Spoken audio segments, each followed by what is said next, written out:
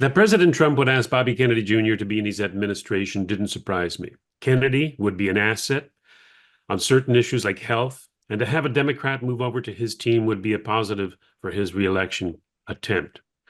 That Kennedy accepted, however, I find surprising, and until Bobby addressed the nation about it, I found it perplexing. Here was not just a Democrat, but a Kennedy Democrat, the soul of the Democrat Party, helping the Republican nominee for president.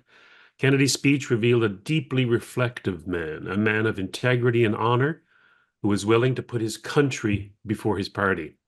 His speech was truly historic. And here with me to discuss the ramification of his address is Salim Mansur, Professor Emeritus at Western University in London, Ontario. Salim, what are your thoughts on Kennedy's defection, for want of a better word, over to the Republican president nominee? Thanks, Robert. It is an unprecedented situation that we find ourselves in. I mean, there was a sense before Friday that Kennedy might come out and withdraw from the race and endorse President Trump or the nominee of the Republican Party, former President Trump, in this 2024 election. But the way things have worked out and the situation in which America finds itself in, and in fact the world finds itself in, given America's premier position in terms of global power, this election is turning out to be completely, off the chart, what we are seeing. And of course, Robert Kennedy Jr.'s speech, the whole speech, those who heard the speech, those who have taken the time to read the speech, will find it, for lack of a better word, most instructive, of why Kennedy Jr. has done what he has done. He explains it at length. And I think he's a man, as you say, of honor and conviction. He has taken immense risk in doing what he has done. He has been denounced by the Kennedy clan. I mean, this is, again, unprecedented, but he has done what his uncle and father in their own circumstances did. They took courageous stands and for which they paid with their life, And so in that context of history, Robert, I'm frankly more worried today going forward than what has happened over the last 6 weeks. And we can talk about that. We will come back to talk about it. 6 weeks ago, there was an attempted assassination of President Trump in broad daylight that missed him by millimeters. We would be talking a different thing right now. And we are now less than 10 weeks away from November 5th, the election. And I believe we are entering very stormy waters, where anything can happen. The country is at war. And we don't know who the president is. I mean, it's not only that we're heading into a presidential election, the American people don't know who is in the White House. That's very interesting, Salim, in that people have noted that if Biden was incompetent so far that he could not be reelected and not be the nominee from the Democrat Party, therefore, it stands to reason that he is incompetent and unable to fulfill the office of the President of the United States today. Why he still sits, if he does, in the Oval Office is a threat to peace in the world, because, like it or not, he's the man who makes the decision. I mean, they always say that, oh, Trump, you don't want Trump to have his finger on the button. Look at Biden. They're admitting that he's incompetent and incapable. And yet he's there until January 20th of next. Yeah, absolutely. I mean, this is again, it is inexplicable by any constitutional, on the basis of the Constitution, and inexplicable in terms of the political arrangement in which America finds itself in today. That you have a sitting president, Biden, the 46th president, who is AWOL. Nobody has seen him. Nobody has heard from him, except for that brief appearance at the Democratic National Convention. And the story before going into that convention was, the struggle that was taking behind the scene, whether he will be the candidate, he will be nominated by the DNC, or he has to step down. And under what circumstances he was forced to step down, that is a matter of speculation. But the sense is that he was driven out of office. He was driven out of his presidency. Now, the manner that he was driven out is also reflective of the manner he was driven in in 2020. I mean, now we can say we have been saying so. And we are not Americans. We have been watching American politics because American politics affects us in so many ways, and we are intimately bound by the American politics and American economics and American military power and all of that, which makes America, at least since 1990s, a unipolar hegemon in world affairs. So we can say the 2020 election was a rigged affair. And we saw all of that, and we are not going to get into the granular about it, but it was a rigged election which put Biden in office. And so again, all sorts of constitutional requirement was breached and undermined, and now he has gone AWOL. And the question is, as you ask, how did this happen, and why did this happen? And if he was incompetent, if he, and which evidently he was, that this man was deep in the state of dementia or something of that nature. I would call him, he was a man who was displaying to the world that his head is filled with straw. He was simply reading from scripts, and that too he was barely managing. And so he was a placeholder, a face of people behind him who was running the government. And that's, again, another very questionable situation in which America has been going on. So America is leaderless, at least in public. There is nobody holding the helm, which is what the American president and the commander-in-chief is supposed to do, the chief executive of the republic. And the manner in which he was removed went against the Constitution, because the Constitution provides for the 25th Amendment. And there, by invoking the 25th Amendment, the president can be removed either because he is no longer capable of performing his job, or for whatever reason that 25th is invoked, and then the process has to take place. This brings in Kamala Harris, though, because Kamala Harris, as vice president, is instrumental in invoking the 25th Amendment. And Kamala Harris was chosen by Biden, obviously, as a running mate because she is totally useless. And she would not be one to instigate the 25th. So that's why I think that they're left with Biden, is because Kamala Harris has not been told by the handlers to bring forth the 25th Amendment and enact it. So Kamala Harris is quite the amazing Democrat nominee, in that as the Democrat Party, nobody voted for her. Not a single delegate voted for her. Neither when she was running mate with, chosen as running mate with Biden, nor now as the presidential nominee. That itself, I think it pales the speech by Kennedy in its historic precedent, that you have a presidential nominee who had the time to go through the proper process to be elected by the delegates and was not. Right. So what we find America is in now is not something that has happened overnight or over the past year or since 1920. It has been a gradual, incremental process in which America has completely derailed itself, or the people in power, the people who actually run America, have derailed America from its constitutional guardrails. It is no longer a constitutional republic, and this began a long time ago, and we have talked about that in the past. So you can just basically put it as a data point, the famous speech of Eisenhower, and Eisenhower was looking back, to the period in his retrospective in January of 1961 on the eve of the inauguration of Robert Kennedy Jr.'s uncle as the 35th president in January of 1961, when Eisenhower talked about the military-industrial complex, and we are far down the road. And Robert Jr. now addresses that point in his speech, and we're going to get to his speech.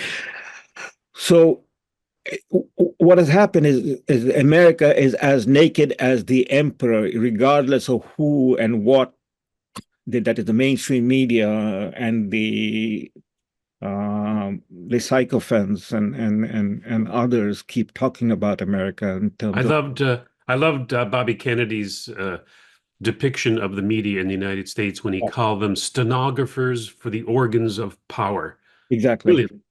Exactly. They are the stenographer. There is no role now in America for the medium, for the media, that is the press, to be the watchdog for the American people about how the country is run and who runs them and so on and so forth. There is no watchdog. There is no fourth estate. America is now totally, completely running on a steam that has nothing to do with the founding father and the Constitution of the United States and so on and so forth. And that's exactly what was the 2020 election, leading up to the 2020 election, then the installment of Joe Biden, along with this woman, Kamala Harris. I mean, these were all done, with an understanding that they're placeholders. They're simply a facade of a republic. The republic is gone, long, long gone. It is not even comatose. It is dead and buried. And so if the 25th Amendment had been invoked to just carry on the kabuki theater, then the Constitution would have required. I mean, that's why there is a vice president. A vice president stumps in when the president is ineffective or cannot run the show anymore, or president is impeached and removed, as happened with Richard Nixon. Then the vice president becomes the president, steps in. In this case, nobody wanted Kamala Harris to step in as the president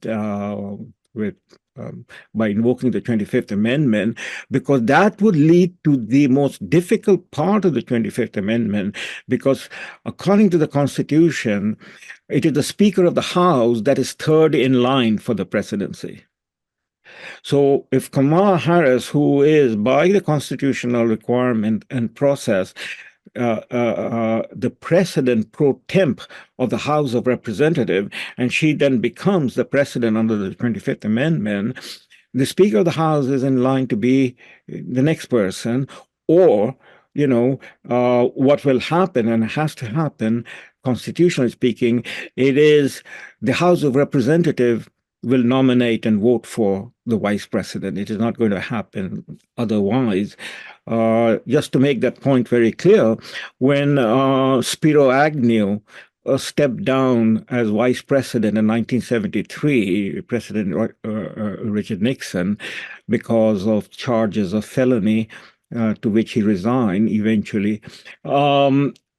The man that became the vice president, that President Nixon had to choose and chose, was Gerald Ford, who was the leader of the Republican Party in the House.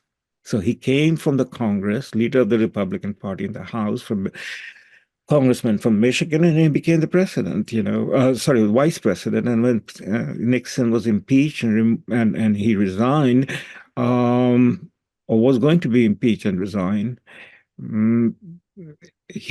Nixon stepped down and Ford became the president. So all of that has been thrown aside. It's thrown aside. This man, AWOL, still remains in name the president, and so Kamala Harris is the vice president.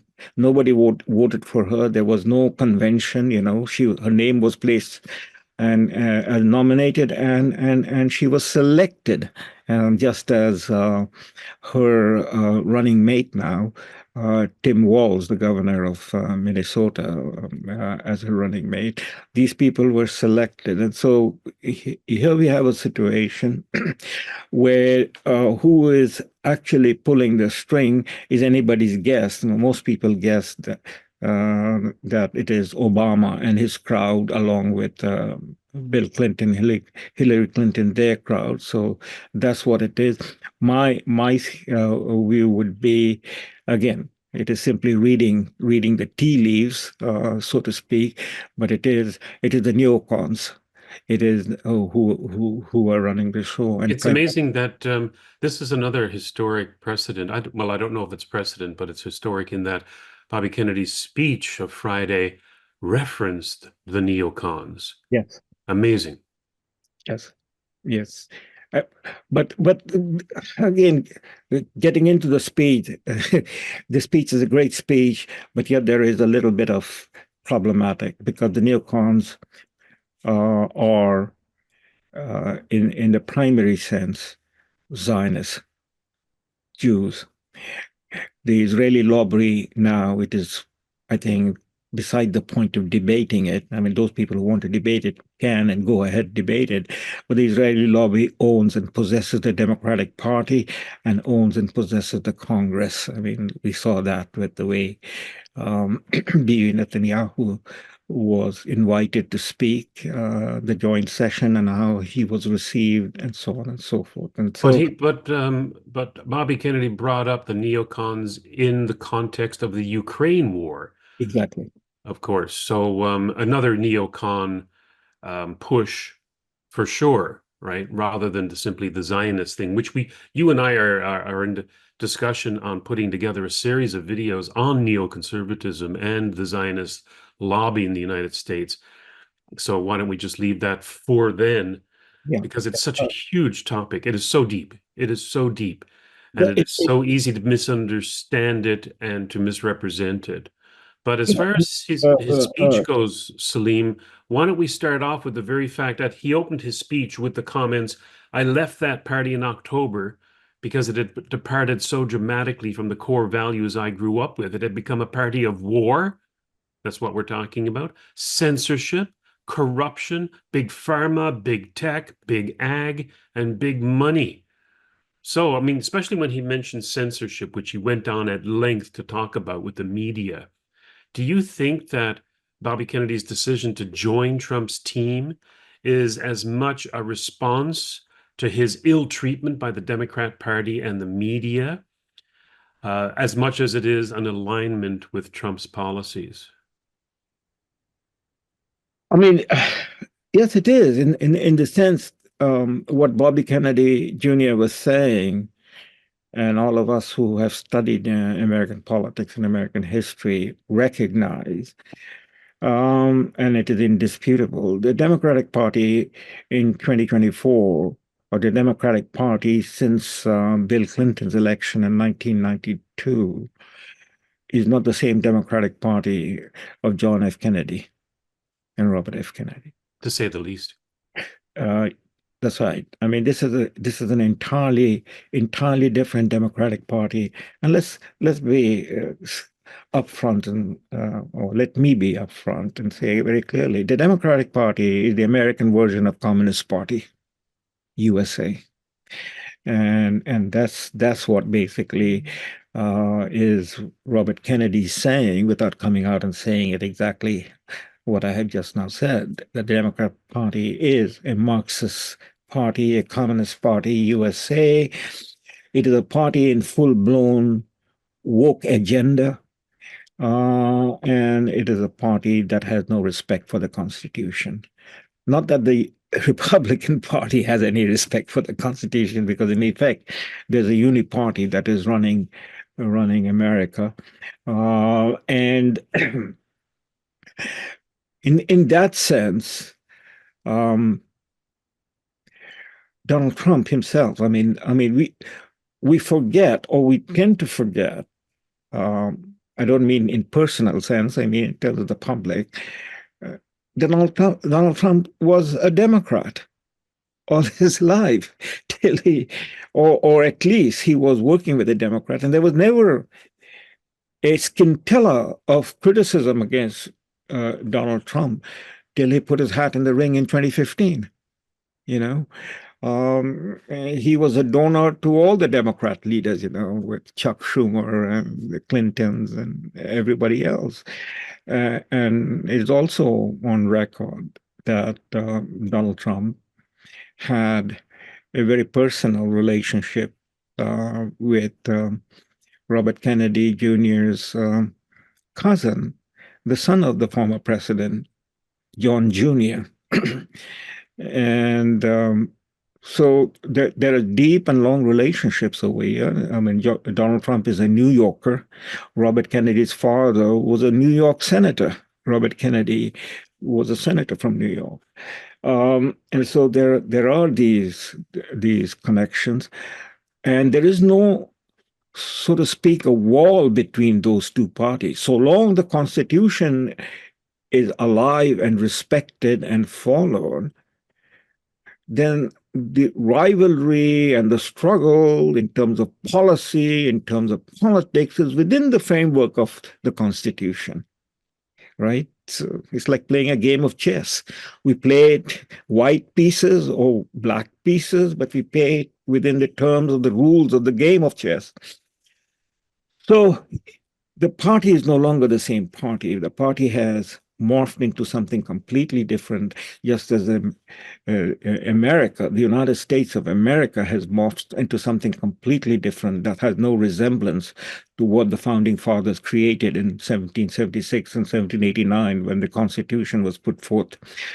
So yes, let's look at in that context with those preliminary consideration. Robert Kennedy's speech on August 23rd, in which he came out endorsing Donald Trump and removing his name from the 10 battleground state where his name could be a spoiler, as he explained. And then he asked his supporters and other people in America to vote for Donald Trump, who is the Republican nominee. And in that sense, it is unprecedented because normally the working out of politics, especially presidential campaign, is a making of coalitions. John F. K. made coalition.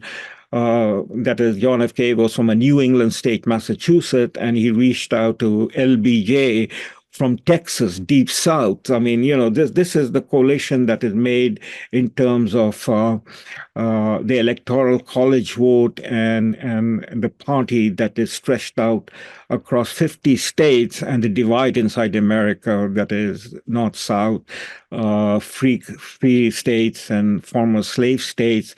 And now we have the situation of red states and blue states. But the coalition that is completely different this time with Robert Kennedy endorsing Donald Trump and asking his people to vote is Kennedy ran for the nomination of the Democratic Party when he put his name out in 2023. It is the manner in which the Democratic Party treated him and removed him from any consideration for giving him a place in the primary. And in fact, there was no primary held that voted for Kamala Harris. The primary excluded or undermined Bernie Sanders and was driven to vote for Biden. But Biden did not, he got the vote in the primaries, but he didn't run in and go to the convention.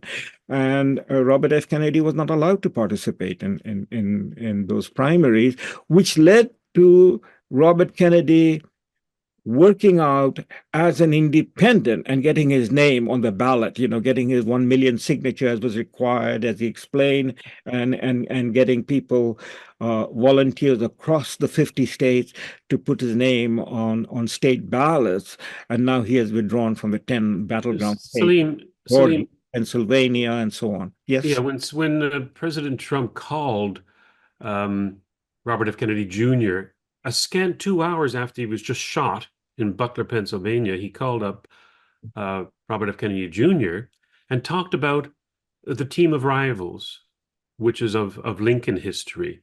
Abraham Lincoln gathered around him his rivals in the Republican Party to be in his cabinet, people of different ideological bent, people who are directly looking out for his seat. He brought them into an umbrella. Now, here in Canada, we've seen that all our lives, where, if, for example, if you're vying for the leadership of the Liberal or the Conservative Party, your rivals who are vying for that leadership are usually brought into the cabinet of the winner.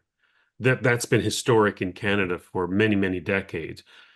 Not necessarily so in the United States. So when Trump brings up Lincoln and Kennedy brings up Lincoln, it's exactly addressing to what you're talking about, that Kamala Harris didn't even want to talk to Robert F. Kennedy Jr., didn't even want to speak to him, let alone meet with him, as Bobby Kennedy said.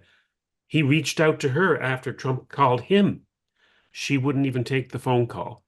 That says a lot about the fact that when we call it the Democrat Party, or even the Republican Party to some degree, it is certainly not the party that, like as he said, his father and uncle worked in and grew up in that they're not calling the shots. Kamala Harris didn't return his call because, out of empathy for his situation or to court his support.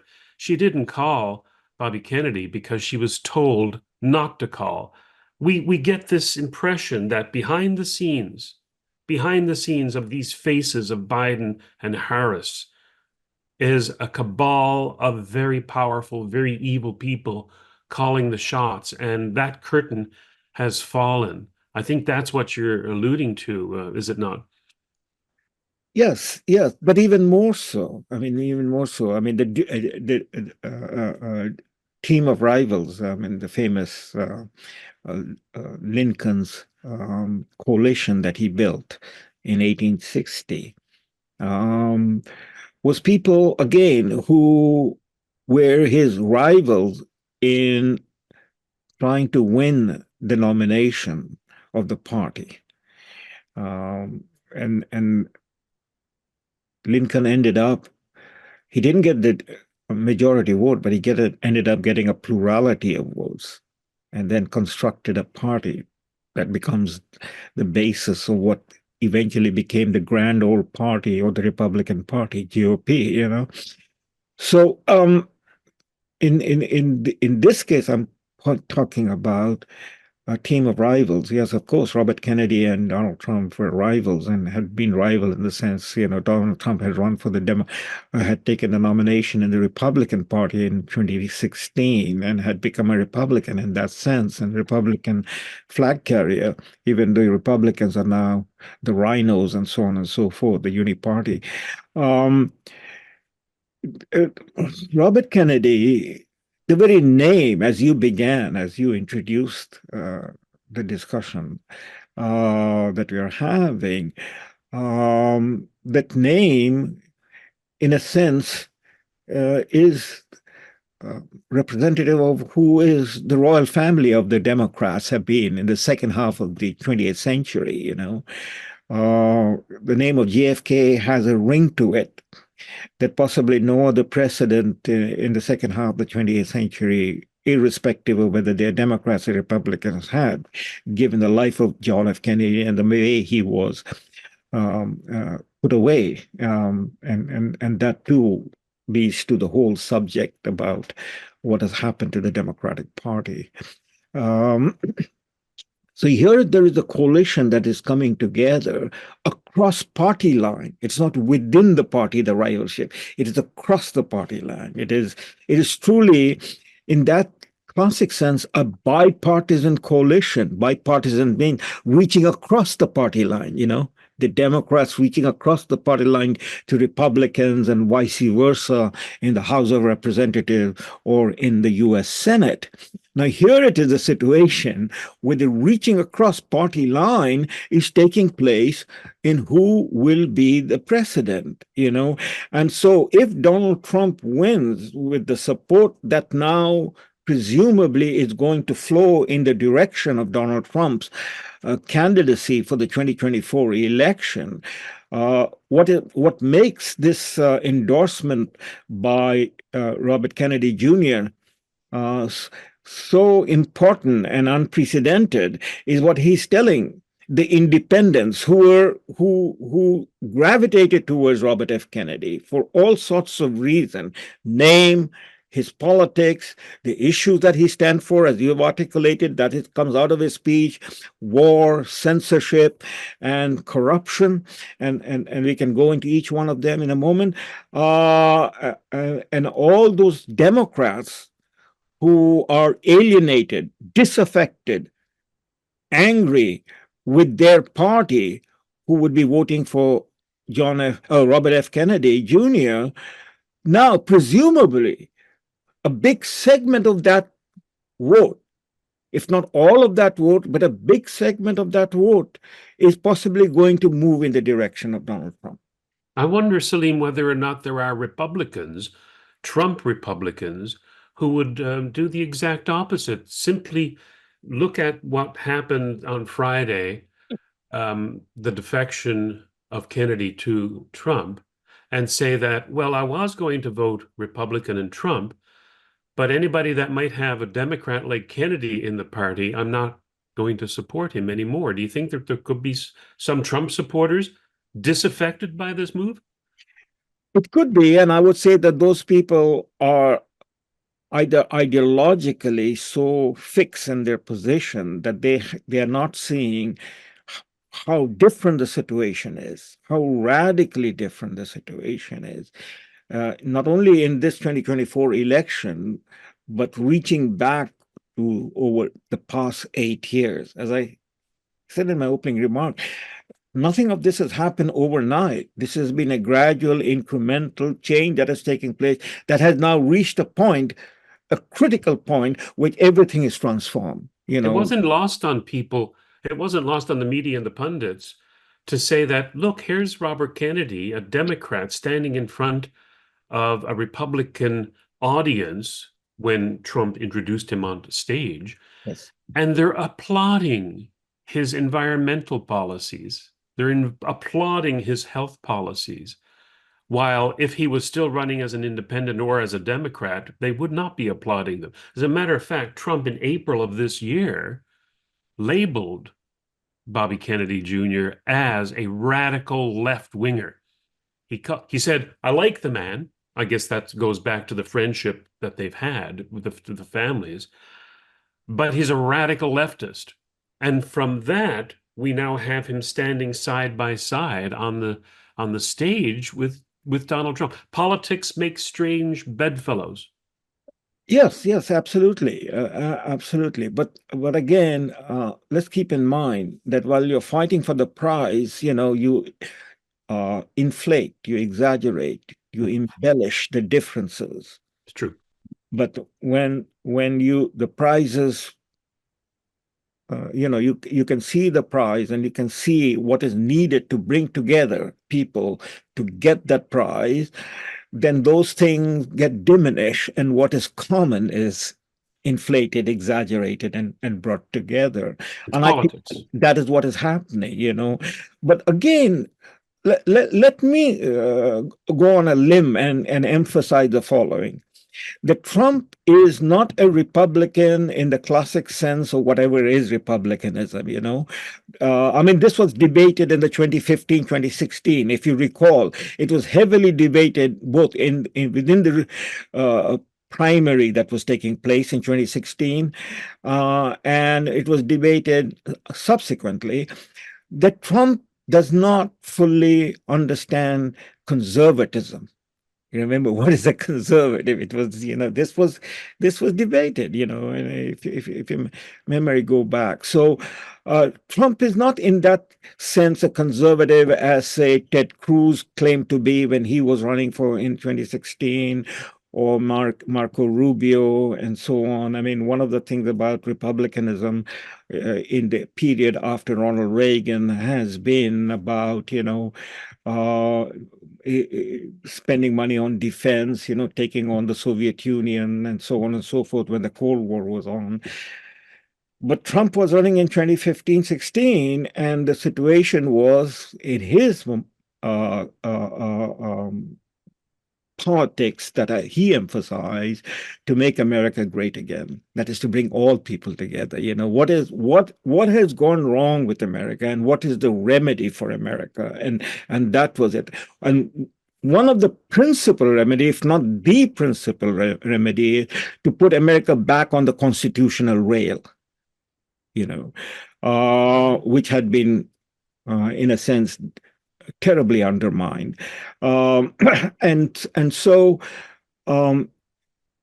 his coalition, to the extent there is a coalition behind Trump, the Make America Great coalition, is one that reaches out to American patriotism more than anything else, And I think where there is the congruence, a meeting of minds taking place with Robert F. Kennedy Jr. and his Democratic supporters, so long there are Democrats who are going to vote for Robert F. Kennedy or will follow Robert F. Kennedy's urgings, and the independent is, as he said in his speech, it is against war. What has been Trump's point? That during his administration, he's the only president in America that did not start a war, and that he would end the war that had been started by others, So there it is again, a congruence taking place, a censorship. That's the fundamental of putting America back on its constitutional rail. That is freedom of speech, freedom of belief, freedom of association, which has been deliberately targeted by the Democratic Party or the uni-party that is happening, And not just the parties, which I guess are free to do as they wish, or to the private tech companies who are free to, decide who's on their platform or not. But I think that the issue for Kennedy and for Trump and for others like Ed Snowden was that the American deep state, the government, the FBI, the NSA, the CIA, were all complicit in coercing big tech into censoring people. And that is probably the biggest issue when it comes to censorship. It's not the private people having an opinion and spreading their misinformation as they would. It's the government, the state, being involved in it. Well, over the last so many years, but in particularly during the 8 years of the Obama administration, but going back to the beginning of the George Bush 43 administration with the Patriot Act, it is the weaponization of the Department of Justice, of the FBI, of the intelligence agencies that has been used by the government, that is by the administration, to go after the political opponents, political rivals, and this has been the most blatant in the case of the use of the three-letter agencies by the Obama administration as it was leaving office to bring allegations and indictments against Trump even before Trump was inaugurated, and then tying him down with special counsel investigation,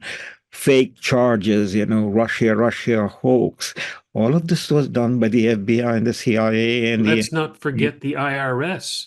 If people IRS. would recall that the Obama administration used the IRS, Mhm. either directly or indirectly, to badger and audit and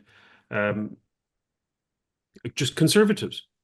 So Absolutely. based on their donations, based on who they gave money to in an election, the IRS went after them because they were conservative. Can you imagine if Trump had done that during his first term in office, that he used the IRS as a tool to single out liberals or Democrats? My God, only on the left can you find such hubris and such violence. That's right. So I mean, to take him to court repeatedly to indict, and he's still facing the possibility of being imprisoned, sent to jail. All of this is the weaponization of the American government, the law enforcement agency, the three-letter agency, into going after the political opponents of the people in power or the people who are running the show. And that is what has happened. And so that's again the uni-party situation that we come down to. Um, and that's the most troubling aspect of what has happened to the Democratic Party. I mean, the Democratic Party, in this sense, has become Stalinist. Obama has become Stalin. You point the man, and we'll show you the crime that he has committed, and so on and so forth. And nobody is secure. I mean, the most recent raid on the house property of the former U.S. U.S. Marine Corps Major Scott Ritter, who was the UN weapon inspector, had been outrageous. But there's not a cry, not a whimper, nothing from the mainstream media about it, or the deplatforming of people, or seizing their bank account, and so on and so forth. That is at play. Leads to where America has arrived. I mean, let me once more, just as a reminder to people who are paying attention to what we are talking about, remind them that the American Constitution is to constrain, to tie up the hands of government, not of the people.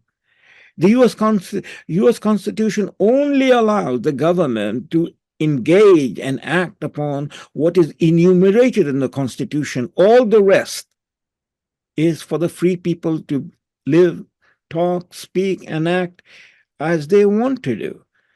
I mean, the very first amendment of the Bill of Rights is about freedom. And what has happened is America has become, in the period since 1945, that is what Eisenhower was pointing out, has become a jungle of laws. Now, none of us know, that is, no American know how many laws pins him down. He can be indicted for anything because that's in the books now, So he is trapped in this cobweb of law. The only reason that he's breathing and not being charged is because the powers to be has not decided to charge that person, that individual, that man or woman, But whenever they want to, they can charge that man or woman and indict him and put him away. So this is where we're coming down to. This is about, again, what sort of America. What is America? The America that was a beacon of freedom, the city on the hill, as Ronald Reagan talked about, or is America basically now, today, as we are speaking, becoming increasingly what we used to refer to Stalin and the Soviet Union, and it is so ironic that, like two ships at the night, the American ship is heading in the direction of where Stalin was, and the Russian ship under Putin is heading towards the direction where John F. Kennedy was. And so there you have the situation in which Robert Kennedy takes the time to tell his people, to tell the American public, what is the war in Ukraine all about? Let me just quote him from his speech of Friday, Yeah. August 23rd, in that respect. And people should recall that when John F. Kennedy said basically the same thing in respect to Vietnam, though not necessarily naming it by the name of the country, he was assassinated months later. And this is what Bobby Kennedy Jr. just had to say. The military-industrial complex has provided us with a familiar comic book justification, like they do on every war, that this one is a noble effort to stop a supervillain, Vladimir Putin, from invading the Ukraine and then thwart his Hitler-like march across Europe. In fact, tiny Ukraine is a proxy in a geopolitical struggle initiated by the ambitions of the U.S. neocons for American global hegemony. That can get him killed, saying stuff like this, as it did his uncle. Yeah, I mean, there were different vectors involved in the assassination of John F. K. Uh, but the most Bay of important Pigs, was the Mafia, CIA, Cuba. government agency. It was Yeah. the government agency that came together to eliminate the presidency of John F. K. and put in his place LBJ, who was a warmonger, and the rest is history. Um, so the cause of free speech, as Robert Kennedy said, the war in Ukraine, which is turning out to be not only a war in Ukraine, but the escalation, and that is what is the most dangerous and troubling. And it seemed that the MSM, the American mainstream media, is not talking about it, and has failed to talk about it, is the escalation towards a possible nuclear confrontation. And that's exactly what John F. K. was faced with in the Cuban Missile Crisis, you know. So 60 years after the Cuban Missile Crisis, that was 62, October of 1962, in 2022, exactly 60 years after, the situation in Ukraine is edging towards a nuclear confrontation, you know, and instead of working out a peaceful resolution to that conflict, as John F. K. did with his Soviet partner, Nikita Khrushchev, the American neocons, and Biden's administration has been a neocon administration, flat out simple. All the leading Sure. position of the Biden administration. I mean, let me put it on the table. Um, the American Jew population, Jewish American, they constitute a fraction of American population, something around 2%. But the Biden administration, from top to bottom, is filled with that 2%. What about the rest of the Americans? You know, there's a token Lloyd Austin there, a black man who represents not America, but the Raytheon, the military industrial complex that is making money out of the killing in Ukraine. But everybody else, just about everybody else, you know, is not only a neocon, but comes from the Israeli lobby with dual citizenship in some cases, if not most of the cases. You know, the Secretary of State, the director of the uh, Office of National Intelligence, the Chief of Staff, the Attorney General, the Secretary of Homeland Security, and so on and so forth, all happen to be from one ethnic group. Now, either all the American people have gone more or less blind, dumb, and deaf, or they cannot speak in fear of the consequences of speaking out. I mean, one can speculate upon that. So the war in Ukraine is threatening just about everybody, all of Europe, you know, and without getting into the granular detail, the consequences of the war in Ukraine has had a damning effect on European economy, on European society, just as it is happening worldwide, and it is escalating. And that is where again there's a commonality that comes together that brings Robert F. Kennedy Jr. and Donald Trump together. And the third point that he talked about very eloquently, very powerfully, is the war on our children. I wanted to hear what you had to say about that because when I heard him speak about chronic disease in the United States as the biggest problem, I was thinking to myself, well, I wonder what Salim Mansur has to say because in our previous discussions, we always talked about the fact that looming over all of these issues is the threat of a nuclear war. But the way you hear Kennedy talk about it, this chronic disease problem is killing perhaps as many people as a nuclear conflagration would kill if we ever got into that. It is a huge problem in the United States and Canada because where they go, we go as well. And I don't see any difference in the health problem between the United States and that of the Western world with its processed food, seed oils, all of the different things that go to destroy our health and make it a multi-trillion-dollar industry. Well, absolutely. The difference between the manner in which the destruction of our society in terms of the war on our children and the war that we're escalating towards, God forbid, a nuclear conflagration is in the manner in which the death take place. I mean, a nuclear conflagration will simply blow up the world, and we will be left, with the nuclear ashes, those who survive, and those who survive will be envying those who are dead and gone, in the smoke. But in the war on our children, or the war on society at large, he used the term the war on our children, and he talked about the big ag, the big pharma, and so on, which leads to COVID, which leads to the pandemic being created, the vaccination that had been brought about, and the consequences of that.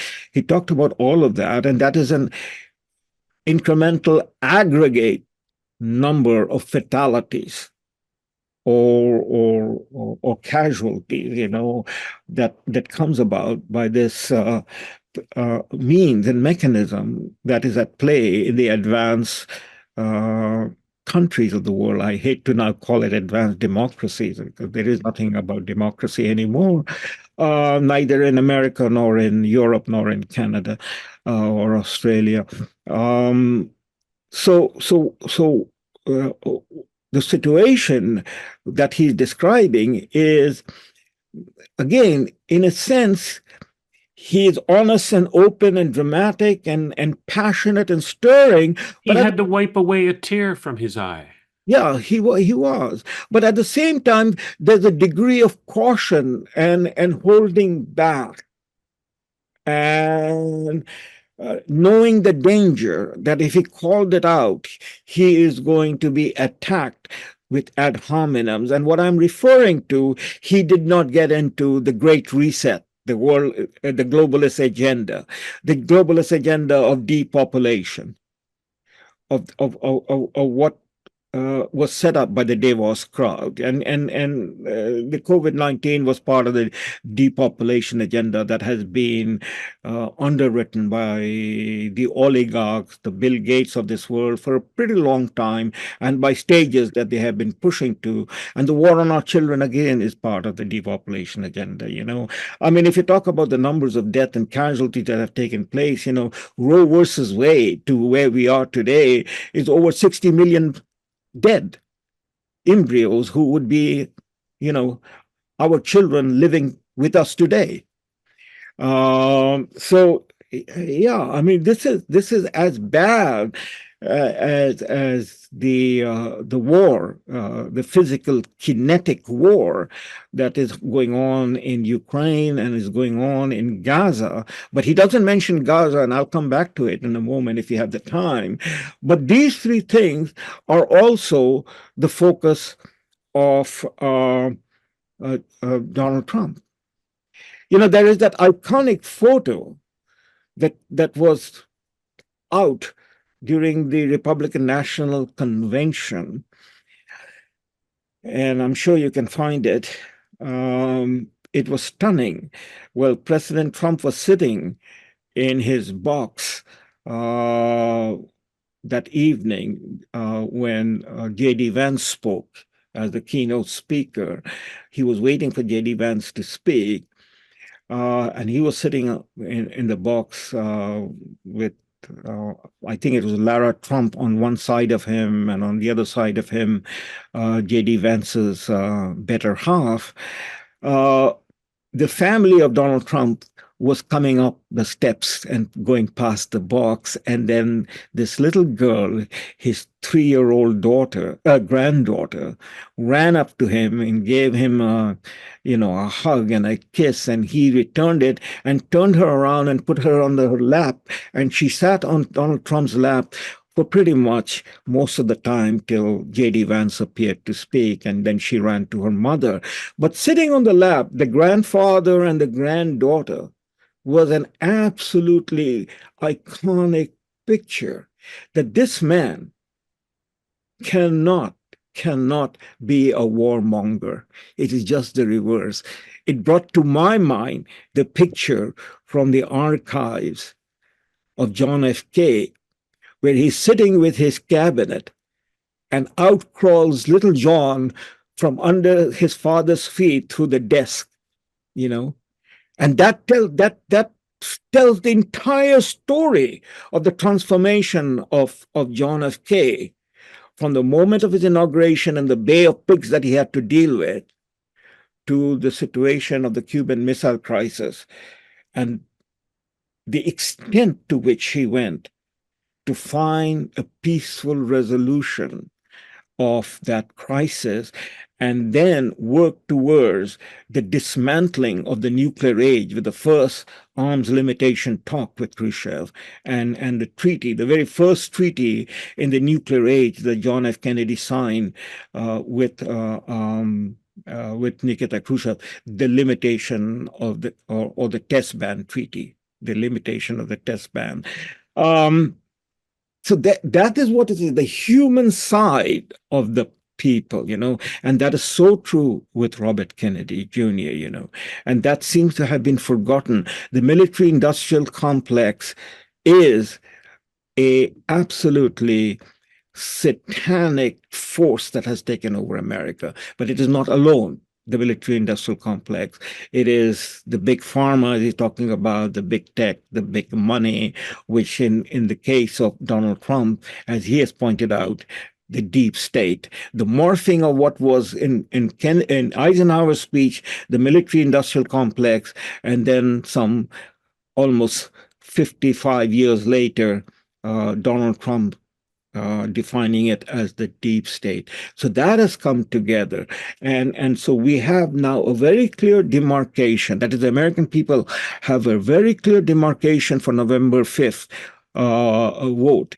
To the extent that that vote will mean something if the election is not going to be rigged, that the Democratic Party is the party of war, is the party of big tech, is the party of military-industrial complex, is the party of big money, the party of big ag, the party of war on our children, and Donald Trump and what he represents in terms of the Republican Party that is with him is the party of basically getting back America, making America great again by putting back America on the constitutional rail so that each of the representative of the American people, from president down to, as Eisenhower talked about, people in your city hall, the mayors and the aldermen and the councilors, are all accountable and responsible to the people who vote for them,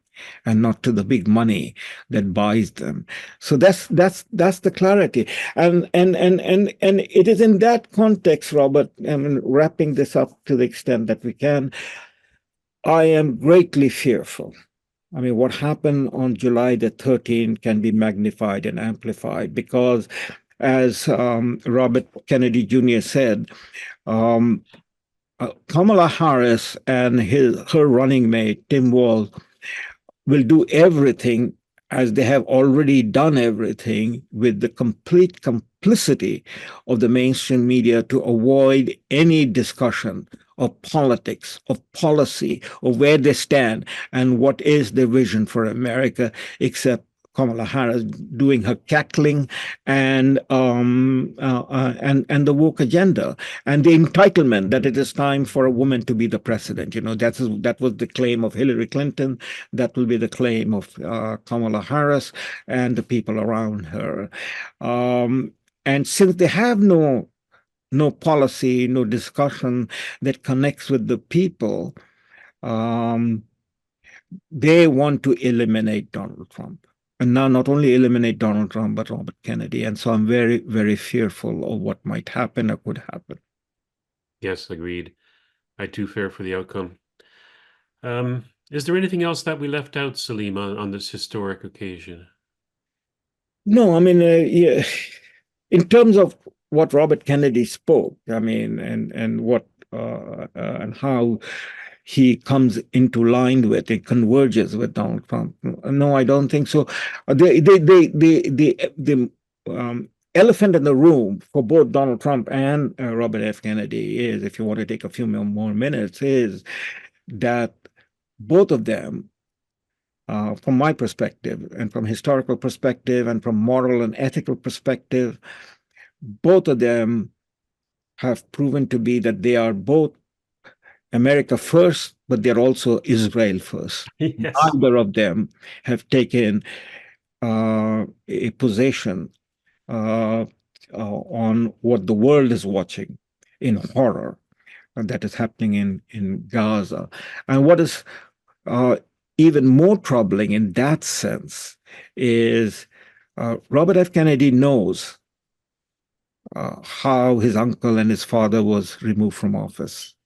He did not know when it happened. I mean, he was a child in 1963, and then in 1968. But in the years since then, he knows, and the hands of the Israelis through the Mossad is deeply involved in the events of both the assassination of John F. K. and in the assassination of Bobby Kennedy.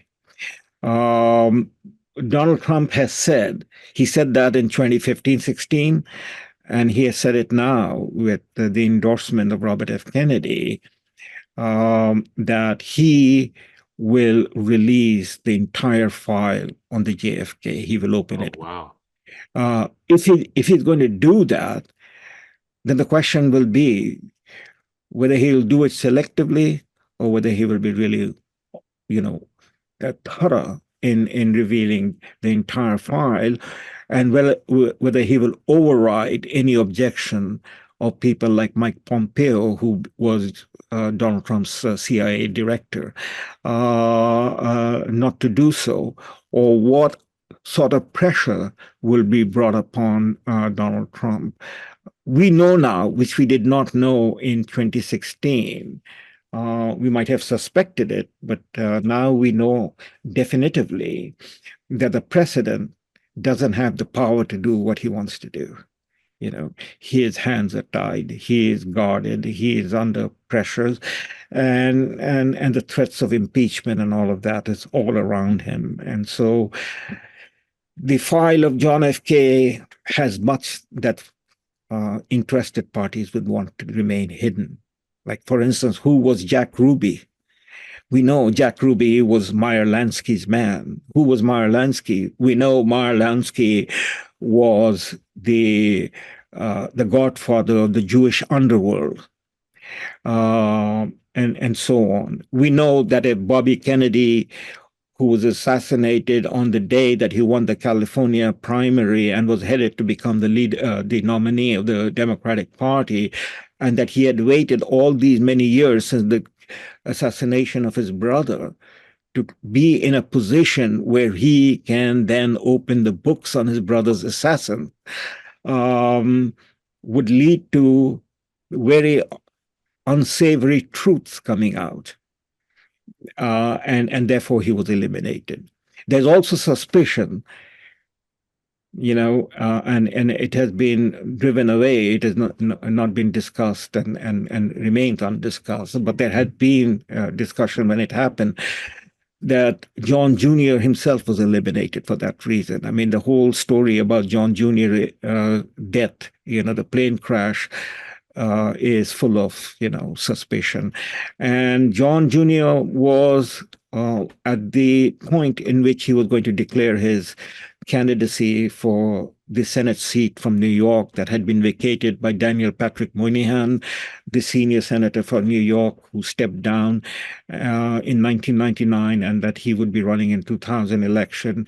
And that was for John Jr. to take. And if John Jr. would have taken that seat, which was a given that he would take it, then he would be the presumptive nominee for whenever he put his hat on the ring for the being the Democrat nominee for the And president, who ended up taking that seat? Hillary Clinton. Yeah. So all of these things are circulating, in a very volatile mix. And I think it is because it is a volatile mix that Robert Kennedy has become, in a sense, a prisoner of the circumstances in being silent about what is happening in Gaza and throwing his support behind Israel. And about Donald Trump, again, is a whole question, to what extent he has compromised himself. I mean, the latest is that the widow of Sheldon Adelson that supported him, the casino owner, the big Zionist uh, um, who supported him in 2016, that his widow, Miriam Adelson, is possibly signing a check of $100 million for Donald Trump, or has already signed it. I'm not quite certain, but that's the negotiation going on. Part of the negotiation is if she has given Donald Trump that money for his campaign or is going to give it. The deal is that Donald Trump will similarly be silent about or provide support if he becomes the president for the ethnic cleansing of the Palestinians in the West Bank itself. That's And you have to hand it to AIPAC, the Israel lobby in the United States, that they are successful. Exactly, but the American public is not only waking up. There is a shift. The magnitude of that shift will only time will tell us how it will be. But the most recent poll that I have seen, and I have it right here in my hand, by The Economist and YouGov during the week of the Democratic National Convention in Chicago, is very interesting and very dramatic. The polling data shows that the American public, and many of them would be possibly Democrat supporter. So let me, without getting into the weeds, just let me give you a couple of numbers that are very, very interesting. That in terms of the support for Israel on the basis of gender, um, the support for Israel among the American people is 35%. Of that 35%, 41% are American men and 28% are American women. That's very interesting that the American women are not equal or about equal to the American men in supporting Israel. So 35% of the American people are for Israelis, of which, according to ethnicity or race, 42% of white support Israelis, in the American public. 42% white, 17% are Black Americans or Afro-Americans, and 21% are Hispanic American. So those are the three categories that have been defined. The support for the Palestinians, on the other hand, is half of what is for Israel. 17% is total support in the population. And according to race, 17% of whites support Palestinian, 15% of Black, and 15% of Hispanic. But the number that is most interesting and startling is the support by age group. So by age group, the baby boomers, you and I are among the baby boomers, 65 and older, is 52%. But the age group, 18 to 29, that is the college group, 18 to 29, the support for Israelis are 14%, whereas support for Palestinians are twice that amount, more than twice that amount, is 33%. And this is not by race or ethnicity, that they haven't broken it down, the poll. So, and the age group 30 to 44% is 19% for the Palestinians.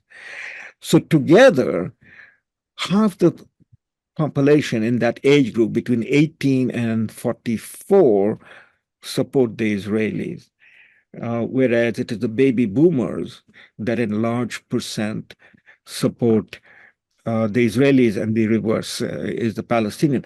And what this is, and the takeaway is, and a number of people have commented upon this, that a whole new generation is coming down the pipe who are in that age group right now, 18 to 29 and 30 to 44, that is going to flip the support of the American people from being in support of Israel and Israelis to being in support for the Palestinians in the Middle East. So I think that is also part of the mix that the Israeli lobbies are faced with, and they're trying to stomp down upon any discussion on what is happening, in the media, in the universities, in the colleges, that we saw earlier on in the spring of this year, that the colleges were being attacked, students were being attacked.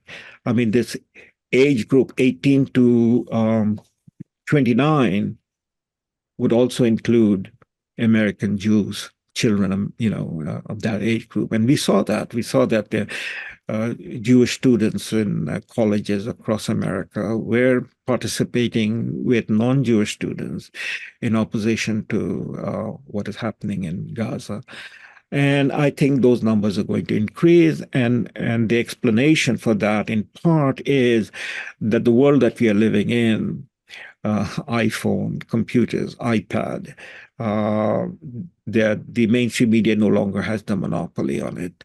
And the kids are walking, my students would all be holding their iPhone and watching TikTok and so on and so forth. And so they are getting a perspective, a story, live pictures of what exactly is happening, and they are as much repulsed as anyone would be watching what is happening. And so when it comes down to Robert Kennedy Jr. and Donald Trump, and that is the troubling part that I have, to underscore this part of the discussion.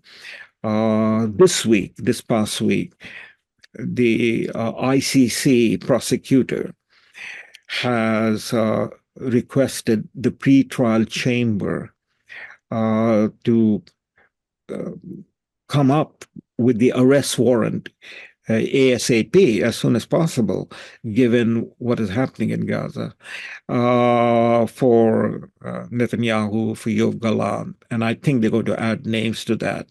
The initial request for the arrest warrant was put out at the end of May, beginning of June, so more than 2 months have gone by in the pretrial chamber, and the opposition for issuing the arrest warrant comes from, again, pressures of the American Senate, American House of Representatives, and their partners in Europe, particularly the British. Now you're talking about an arrest warrant for Benjamin Netanyahu. That's the International Criminal Court, yeah. And those pressures, and the ICE, according to the request that I read, or I quickly glanced through from the prosecutor to the pretrial chamber of the ICC, is mentioned in that request, is mentioned that the dispute that is going on and the pressure against making available that arrest warrant from these people, that is the Americans and the British and so on, the French, is that the ICC does not have jurisdiction to issue arrest warrants for the Israeli leaders. But the crime scene the crime scene is Palestine, that is Gaza, and increasingly the West Bank, and Palestine is a member of the ICC. As an observer or a direct member, that I'm not clear about.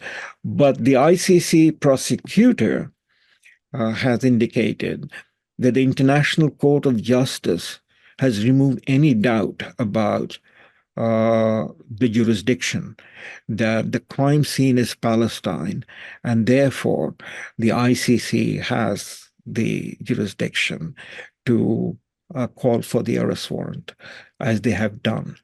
It is waiting for the clearance from the pretrial chamber. So all of that is at play. We are in a situation. One has to go back to the Vietnam War to be in the situation where you had an election in the midst of a war going on.